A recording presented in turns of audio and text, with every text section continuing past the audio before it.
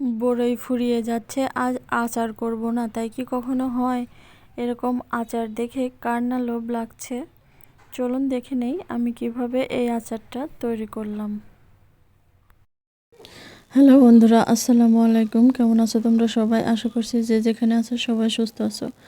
আমি শাপলা kitchen and blog থেকে তোমাদেরকে আরও একবার স্বাগত জানাই। তো আজকে আমি পাকা বড়ের আচার করে দেখাবো। তো তার জন্য এখানে 5 টুকরা এলাচ, 3 টুকরা দারচিনি আর 2টা শুকনো মরিচ তেলে ফোড়ন দিয়ে নিলাম। এখন আমি বড়িগুলো এর মধ্যে দিয়ে দেব। আর এখানে আমি কিন্তু পাকা বড়ি ইউজ করেছি, আপনারা চাইলে কাঁচা পাকা বড়িও নিতে পারেন। আমার এখানেও কিন্তু অনেকগুলোই কাঁচা বড়িও আছে। তো এটা কিন্তু 2-4 দিন রোদে দিলেই আর একটু লাল হতো, কিন্তু আমি রোদে দিইনি। আমি আজকে এভাবেই বানাবো। আর কিভাবে এই বড়িটা সংরক্ষণ করা যায় সেই টিপস অ্যান্ড ট্রিক্স দিয়ে দিব আজকের এই রেসিপিতে। আপনারা সম্পূর্ণটা দেখতে থাকুন।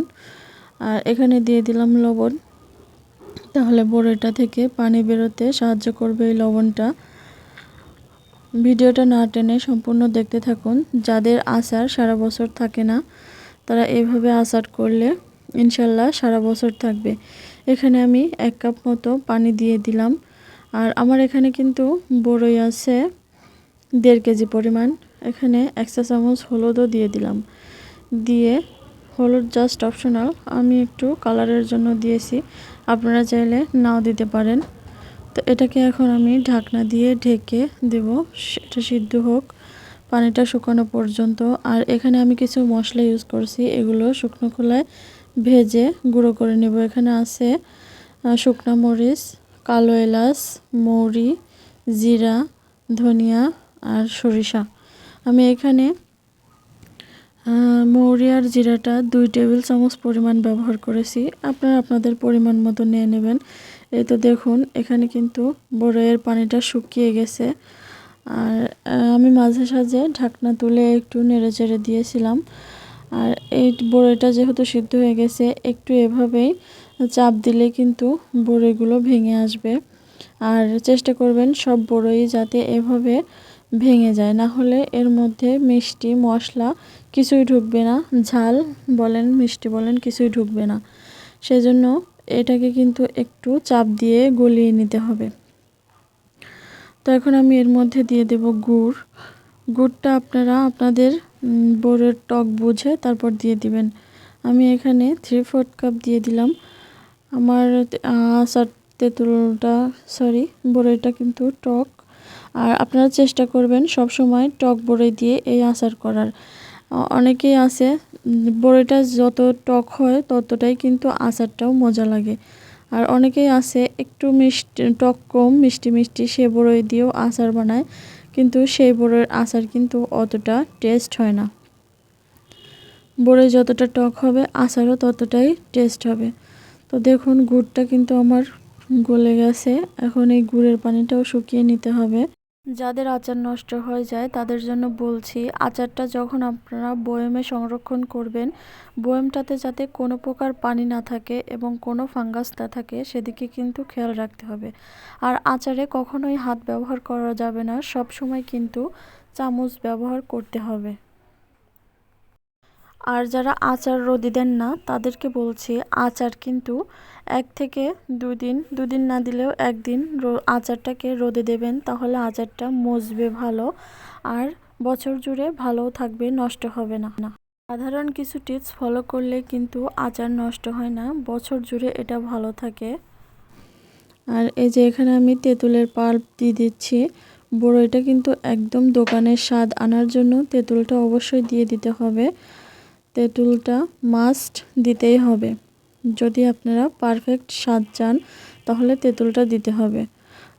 আর এই যে আমি যে ভাজা মশলাগুলো গুঁড়ো করে রেখেছিলাম সেটা দিয়ে দিলাম।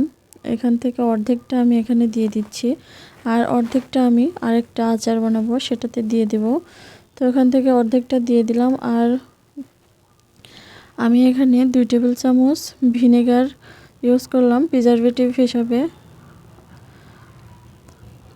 এখন নেড়েচেড়ে এগুলোকে একটু পানি শুকিয়ে নিতে হবে।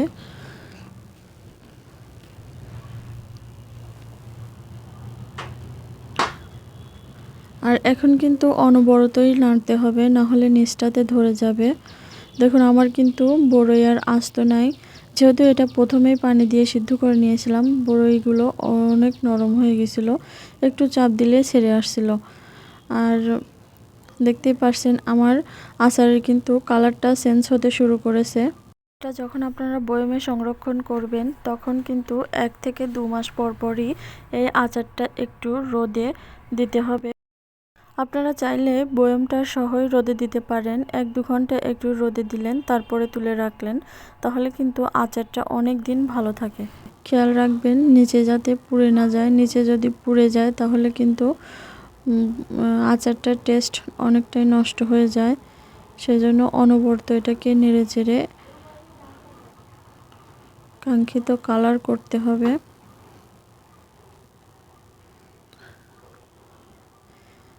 এটা আপনারা যতটা না চুলা থেকে নামাবেন, নামানোর পরে যখন বড়িটা ঠান্ডা হয়ে যাবে তখন কিন্তু আরেকটু কালার চেঞ্জ হয়ে যাবে।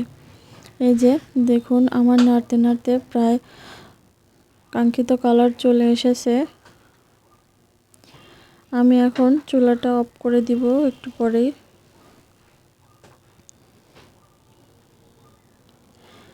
এটা এখন এরকম দেখা যাচ্ছে, কিন্তু যখন এই বড়ইটা ঠান্ডা হবে তখন কিন্তু আরেকটু কালো হয়ে যাবে। তো আজকের রেসিপিটা কেমন লাগলো কমেন্ট করে জানাবেন, আর অবশ্যই একটা লাইক দিয়ে দেবেন।